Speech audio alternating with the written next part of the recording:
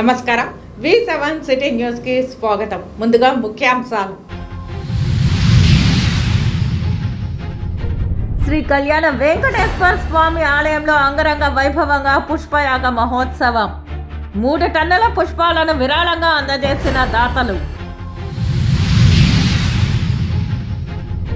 ఎన్నికల కమిషన్ మార్గదర్శకాలను తూచా తప్పకుండా పాటించాలి. పూర్తి సమన్వయంతో విధులు నిర్వహించాలన్న ఇన్ఛార్జ్ కలెక్టర్. తిరుపతి జిల్లా బీజేపీ నాయకులతో జాతీయ కార్యదర్శి సమావేశం. ఉమ్మడి కూటమి అభ్యర్థులను గెలిపించుకోవాలన్న అరుణ్ సింగ్. చంద్రగిరి నియోజకవర్గ పాకాల జడ్పీటీసీ వైసీపీ పార్టీకి రాజీనామా. స్థానిక ఎమ్మెల్యే అవమానాలను తట్టుకోలేక తీవ్ర మనస్తాపం చెందామన్న Padmaja Reddy. Tirupati BJP MP ticket మాదిగలకు కేటాయించాలి. జాతీయ కార్యదర్శి సమావేశంలో నిరసన తెలియజేసిన మాదిగల సంఘం రాష్ట్ర నాయకులు. ఇక వార్తల్లోని వివరాలు. శ్రీనివాస మంగాపురం శ్రీ కళ్యాణ వెంకటేశ్వర స్వామి వారి ఆలయంలో గురువారం పుష్పయాగ మహోత్సవం వైభవంగా జరిగింది. ఈ సందర్భంగా గురువారం ఉదయం 7 గంటల నుండి 10 గంటల వరకు యాగశాలలో వైదిక కార్యక్రమాలు నిర్వహించారు.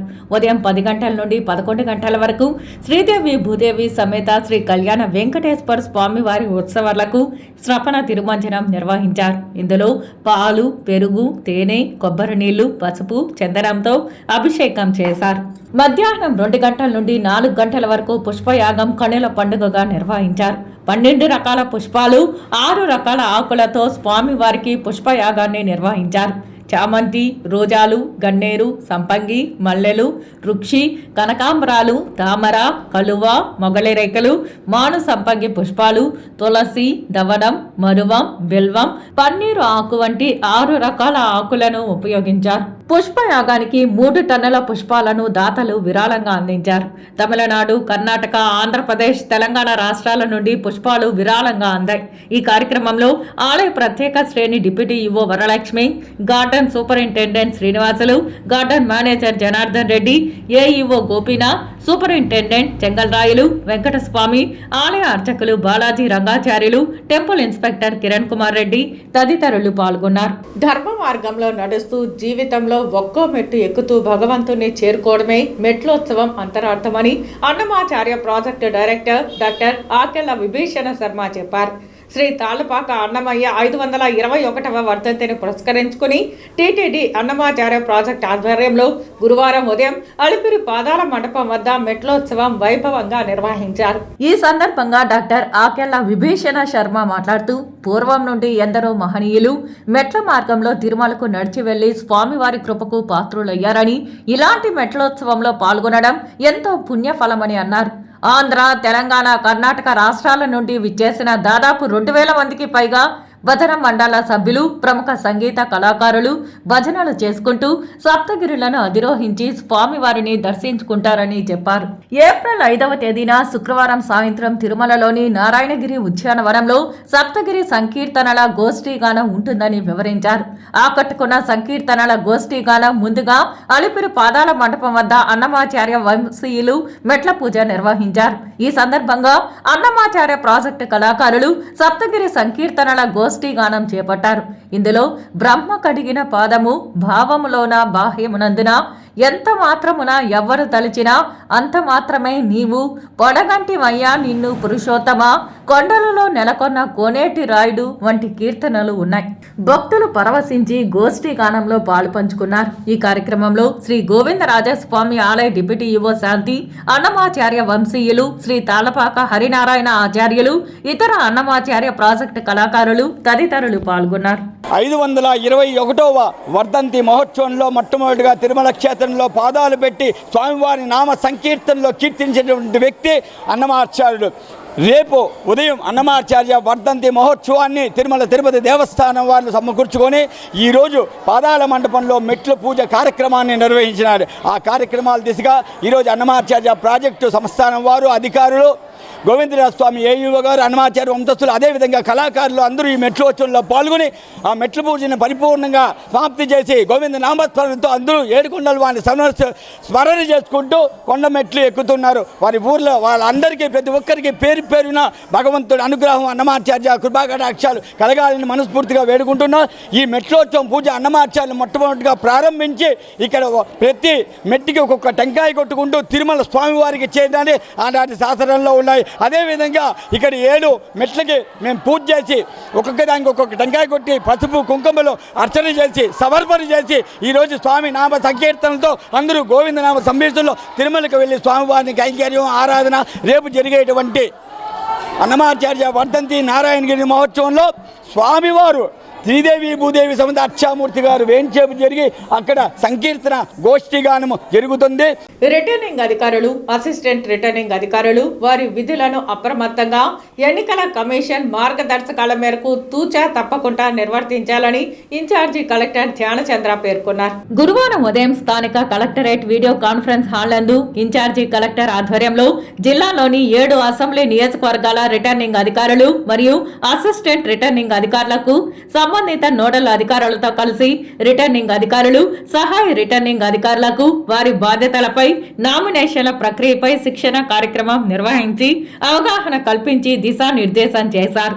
తిరుపతి జిల్లాలో ఎన్నికల విధుల్లో పాల్గొంటున్న అధికారులు ఎంతో బాధ్యతగా సమన్వయంతో విధులు నిర్వర్తించాలని, ఎన్నికల విధులు గతంలో నిర్వర్తించిన అనుభవం ఉన్నా కూడా ప్రతిసారి కొత్తగా ఎన్నికలను చూడాలని, రిటర్నింగ్ అధికారి హ్యాండ్ బుక్ ఎన్నికల మార్గదర్శకాలను పూర్తిగా అవగాహన చేసుకుని తదనుగుణంగా ఎన్నికల విధులు నిర్వర్తించాలని, ఎలాంటి అలసత్వం ఉండరాదని, ఎన్నికల నిర్వహణ ఒక టీం వర్క్ అని పూర్తి సమన్వయంతో విధులు చేపట్టాలని సూచించారు. ఏప్రిల్ 18న సార్వత్రిక ఎన్నికలు 2024 నోటిఫికేషన్ ఇవ్వవలసి ఉంటుందని, సదరు కాపీని రిటర్నింగ్ ఆఫీసర్ కార్యాలయం నందు ఏఆర్ఓ, గ్రామ పంచాయతీ, వార్డు సచివాలయం, ఎంపీడీఓ కార్యాలయాలలో ప్రదర్శించాల్సి ఉంటుందని తెలిపారు.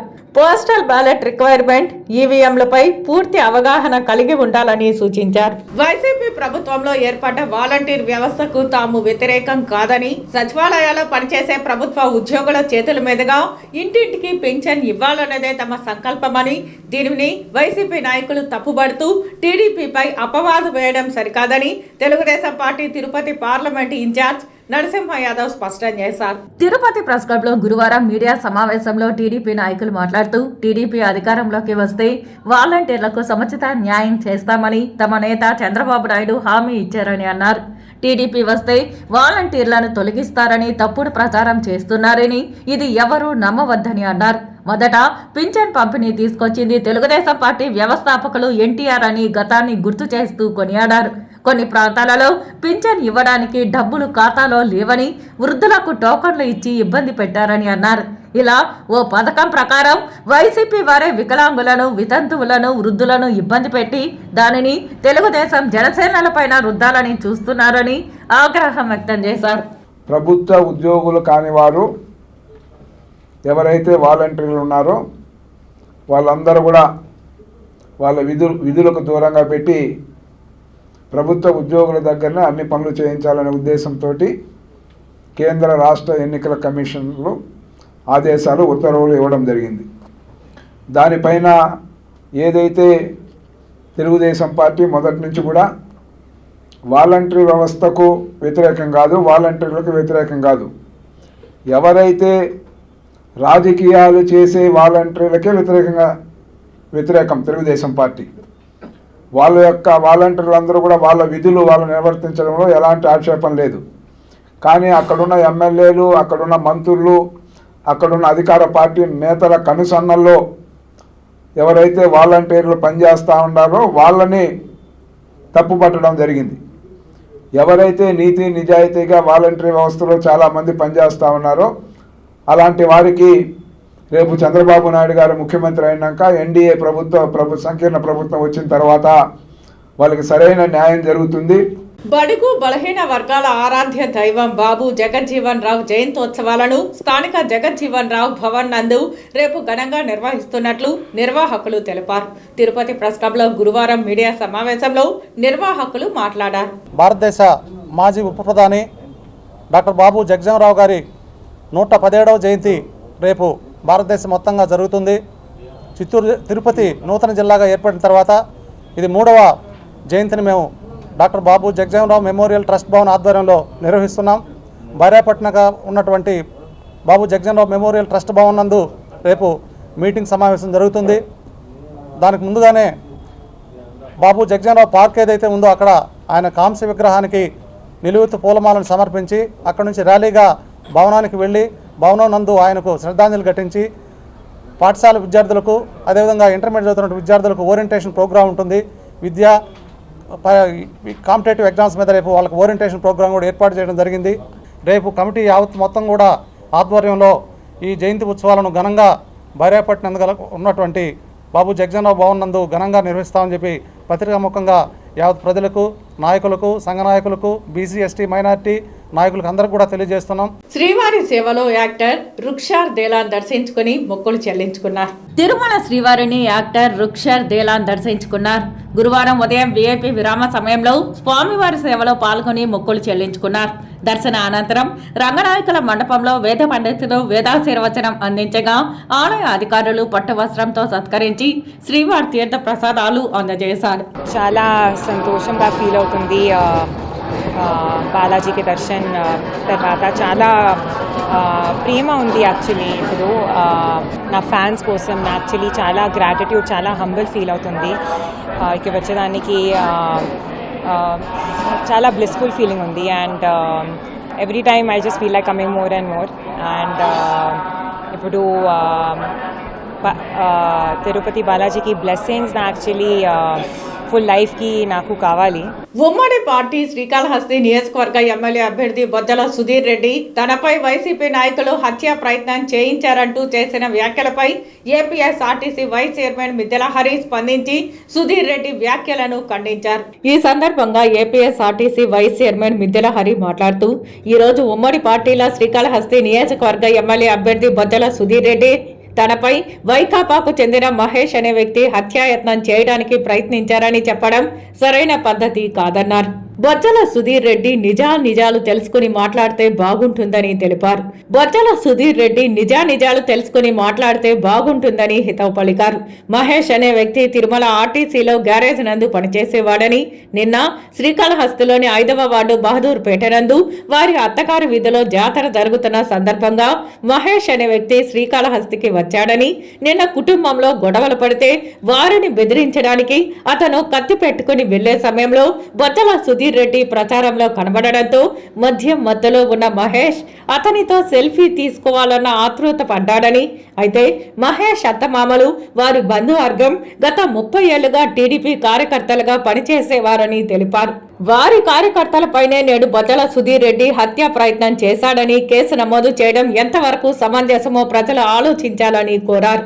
చేనేత కార్మికుడి వర్గానికి చెందిన మహేష్ ఓ హంతకుడిగా మీకు కనిపిస్తున్నారా అంటూ ప్రశ్నించారు. ఇక ఎన్నికల సమయంలో మీరు ఏ విధంగా చేనేత కార్మికుల ఓటు అడగడానికి వస్తారో మేము చూస్తామంటూ బొజ్జల సుధీర్ రెడ్డిని హెచ్చరించారు.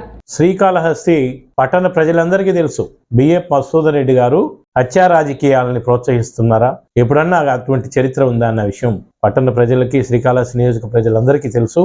ఇప్పుడు మీరు ఆరోపించినటువంటి మహేష్ అనే వ్యక్తి ఇప్పుడే నేను చూశాను, వాళ్ళ భార్య కూడా మరి దీనిపై స్పందించి మరి మీడియాకి ఒక వీడియోని విడుదల చేయడం జరిగింది. మా భర్త ఎప్పుడు తాగి వచ్చి మాకు ఇంట్లో గొడవలు ఉంటాయి, మాకు 2 ఆడపిల్లలు ఉన్నారు, ఎప్పుడు నిత్యం అతనితో గొడవలు పడే పరిస్థితి మాకుంది, అతనికి ఈ తాగే అడిక్షన్ ఉంది కాబట్టి తిరుపతిలో సంస్థ ఫాస్ట్ హాస్పిటల్ కానీ ఇతర చెన్నైలో కూడా లేజమ్ అనే ఒక సంస్థ అంటే రిహాబిలిటేషన్ సెంటర్లో ట్రీట్మెంట్ ఇచ్చామని కూడా చెప్పడం జరిగింది. తిరుపతి జిల్లా బీజేపీ ఎంపీ సీటును మాదిగలకు కేటాయించాలని గతంలో బీజేపీ నాయకులు మాట ఇచ్చి ఇప్పుడు తప్పుతున్నారని మాదిగల సంఘం రాష్ట్ర నాయకులు మండిపడ్డారు. తిరుపతి నగరంలోని ఓ ప్రైవేట్ హోటల్లో నిర్వహించిన బీజేపీ నాయకుల సమావేశానికి జాతీయ ప్రధాన కార్యదర్శి అరుణ్ సింగ్ ఇచ్చేశారు. విషయం తెలుసుకున్న మాదిగల సంఘం నాయకులు హోటల్ ముందు ప్లకార్డులతో నిరసన తెలియజేశారు. ఈ సందర్భంగా వారు మాట్లాడుతూ తిరుపతిలో ఎక్కువ జనాభా కలిగిన మాదిగలకు తిరుపతి ఎంపీ టికెట్ టికెట్ కేటాయించాలని డిమాండ్ చేశారు. లేని పక్షంలో రాబో ఎన్నికలలో బీజేపీ అభ్యర్థిని ఓడిస్తామని హెచ్చరించారు. ఇకనైనా జాతీయ నాయకులు స్పందించి ఎంపీ టికెట్ మాదిగలకు కేటాయించాలని కోరారు. మాదిగల జనాభాను ఈ యొక్క రాజకీయ పార్టీలు కానీ ఈ యొక్క అన్ని పార్టీలు కూడా మమ్మల్ని మా మాదిగల్ని పట్టించుకోకుండా నిర్లక్ష్యం చేస్తున్నాయి. మాకు ఎమ్మెల్యే ఎంపీ సీట్లు కేటాయించడం లేదు. కనీసం ఈ రాయలసీమలో మాకు 2 ఎంపీ స్థానాలు ఉన్నాయి. 2 కూడా మాకు ఒక మాల సామాజిక వర్గానికే కేటాయిస్తున్నారు.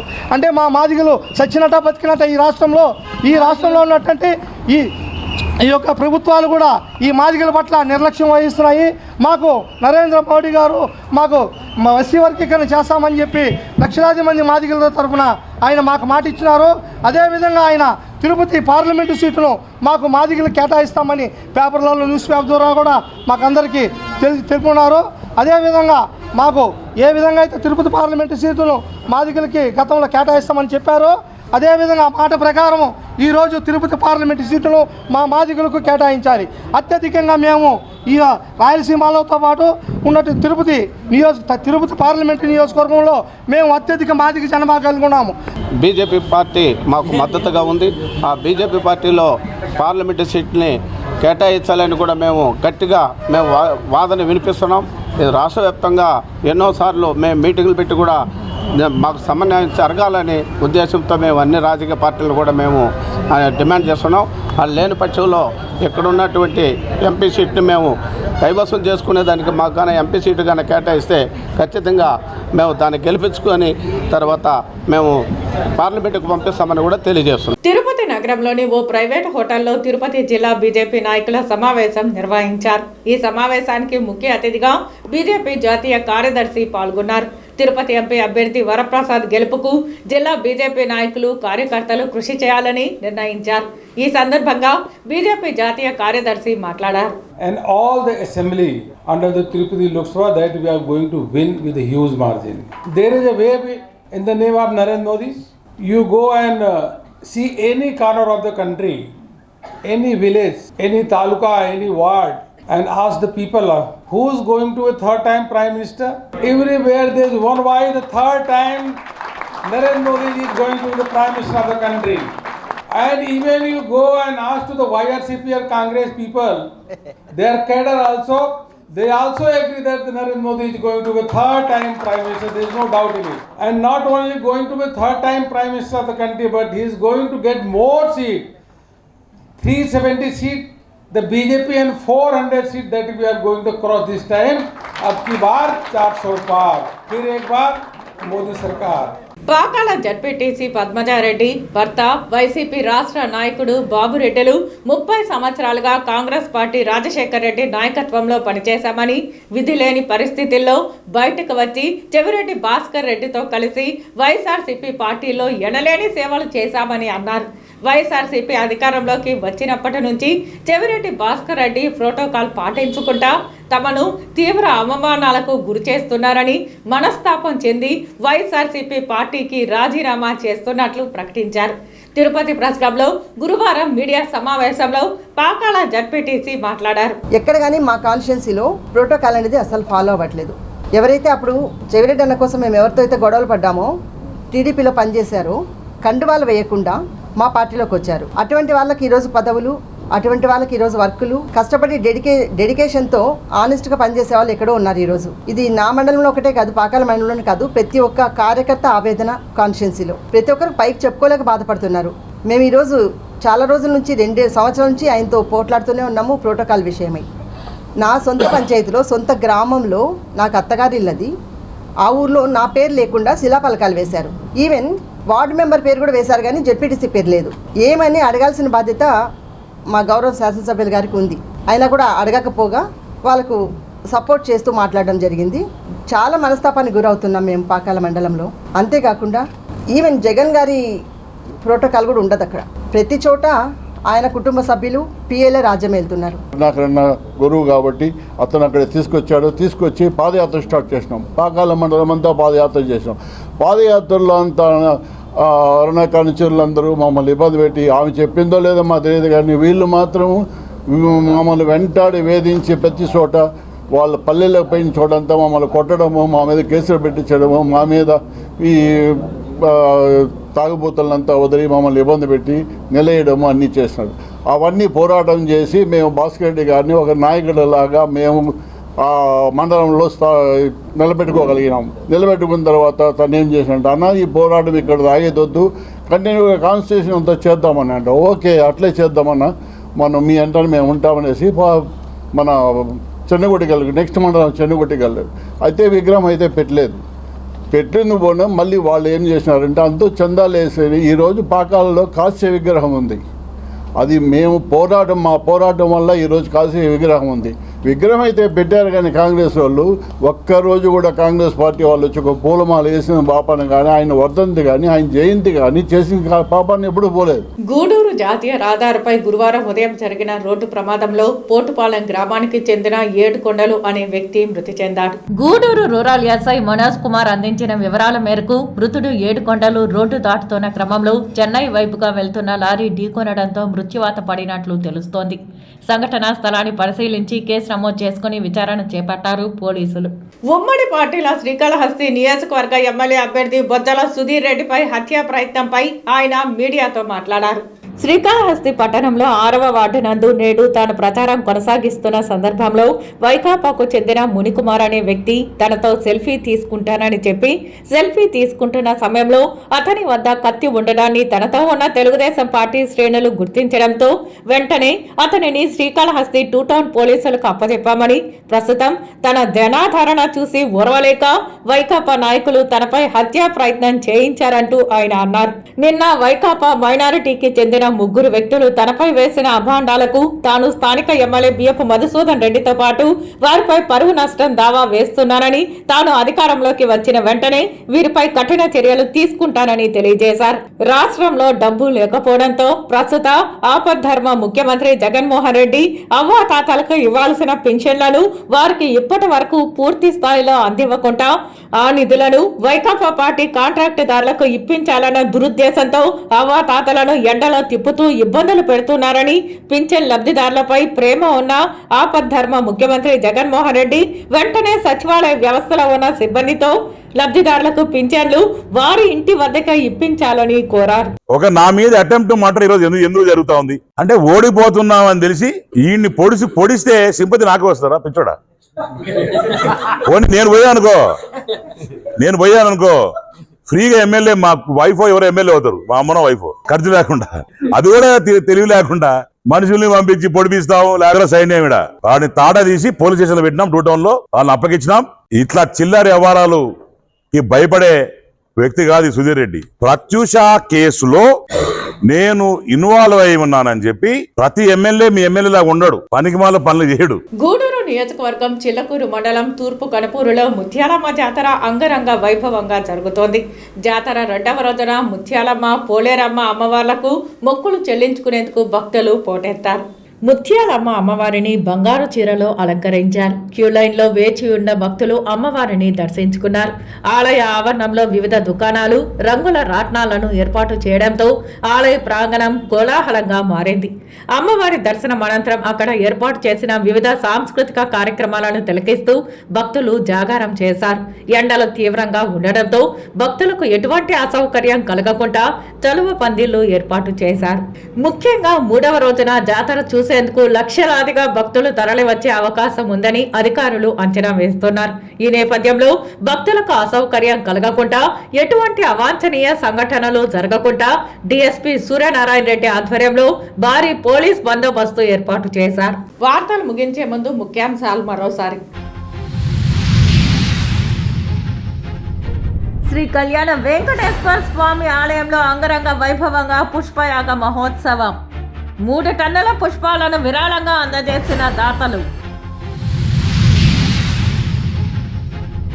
ఎన్నికల కమిషన్ మార్గదర్శకాలను తూచా తప్పకుండా పాటించాలి, పూర్తి సమన్వయంతో విధులు నిర్వహించాలన్న ఇన్ఛార్జ్ కలెక్టర్.